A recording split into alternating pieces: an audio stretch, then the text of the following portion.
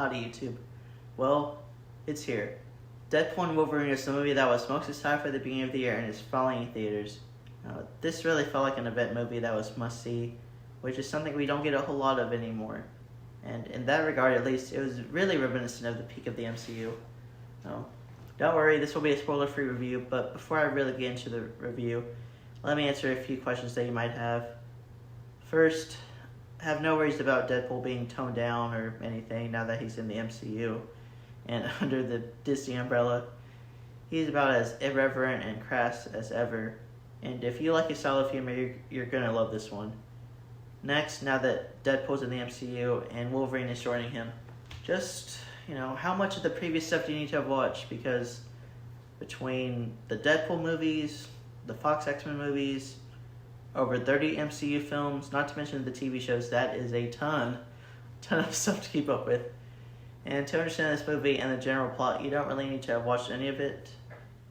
They do a good job of making this a really self-contained story that is simple enough to follow along with. Now, it would be a bit of a bonus if you've seen Loki, as you'll know about the TVA and all that stuff, but it's definitely not required watching. There will, however, be some jokes and references that go over your head because, again, they've had over 20 years and like 40 movies worth of material to pull from. Not to mention all the things behind the scenes with Disney and Fox that are referenced to and joked about throughout the movie, as it really rewards fans who have been along for the whole ride.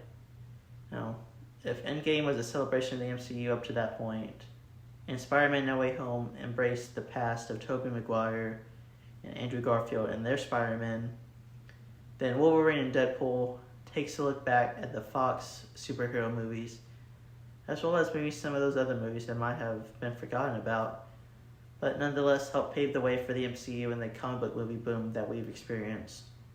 And for people like me that grew up with some of these movies, I was glad to see some appreciation for these late 90s, early 2000 movies that people may have forgotten about again. And it's nice to see the appreciation for those people that worked on them.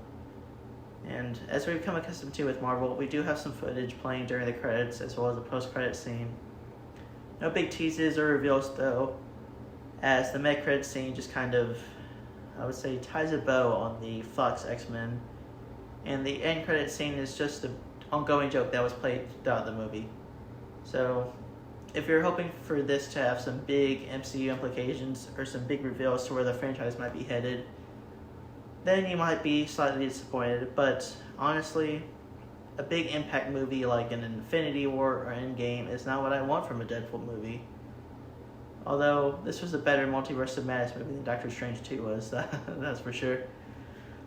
Now that we have all that out of the way, let's get back into the review. And with Deadpool and Wolverine, nobody is expecting a cinematic masterpiece, at least from a traditional sense.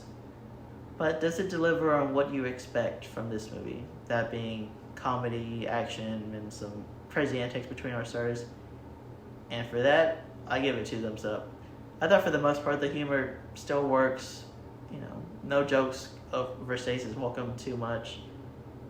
And in a way that no other character can really do, Deadpool is able to be self-aware and pokes fun of himself as well as other superhero movies, and especially the recent MCU stuff that hasn't really been as good or well-liked as what came before.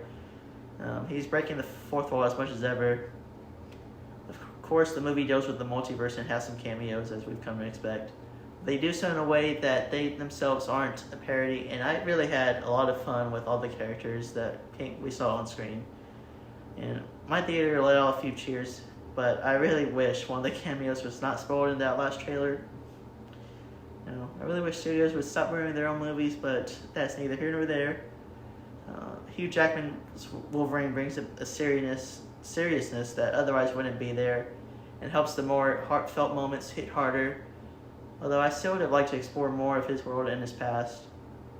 Speaking of which, there was a scene that I loved as a comic book fan of all these different comic book versions of Wolverine. That was awesome. Ryan Reynolds and Hugh Jackman, they kind of balance each other out with this, I don't want to quite say a buddy cop dynamic, but they were both born to play these characters, and they have amazing chemistry, which you would expect from them. You know, they were actually really close friends in real life. You know, we got the traditional Ryan Reynolds, Mark with the mouth Deadpool, while Hugh Jackman plays, you know, his Wolverine that we've seen in the trailers is all brooding and is a failure from his world. He was unable to save his world or his teammates, you know, the X-Men. And he's been forced to live with that guilt for who knows how long. And not gonna lie, it was really cool to see Hugh Jackman in that comic book accurate suit finally. And it looked so great on screen. And again, myself and many other fans have wanted this team up for a long time, and it looked like we might not get it after Logan for obvious reasons. But again, the main charm is seeing Wolverine and Deadpool team up, and that's not a bad thing, I would say. You know, sometimes it really is as simple as giving the people what they want. I'm a fan. I want to be serviced.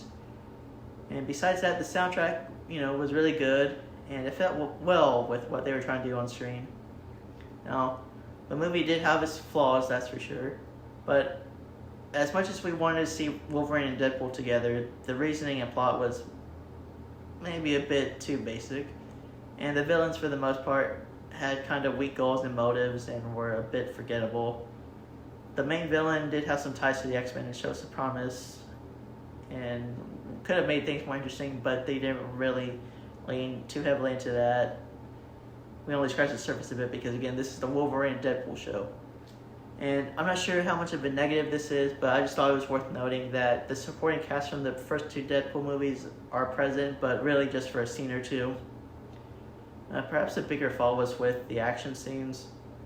The fight scenes of Wolverine and Deadpool fighting each other I thought were super cool, especially their second one, as the studio made full use of their regenerative powers, which made for some cool action sequences.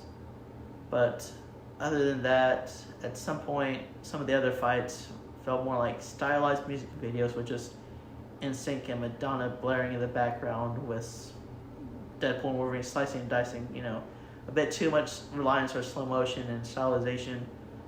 That being said, we did have some nice, brutal kills from both men.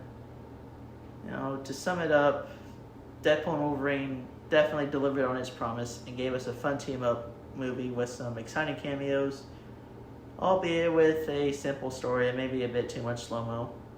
But for what this movie set out to achieve and how much fun I had with it, it gets an 8 out of 10. I think it's definitely a better movie than Deadpool 2. You could argue whether it's better than Deadpool 1, but I can definitely say it's my favorite out of the Deadpool franchise. Now, is the MCU saved after this? I have no idea. Again, this didn't really have strong ties to any other MCU characters, and it didn't tease where the story goes next, but maybe that's a good thing, you know? Instead of trying to set up what may never come, just focus on making a good story with the movie that you have. Well, that's all for me. Let me know what you think of Deadpool, Wolverine, or superhero movies in general in the comments. And make sure to hit like and subscribe, and I will see you later. Bye.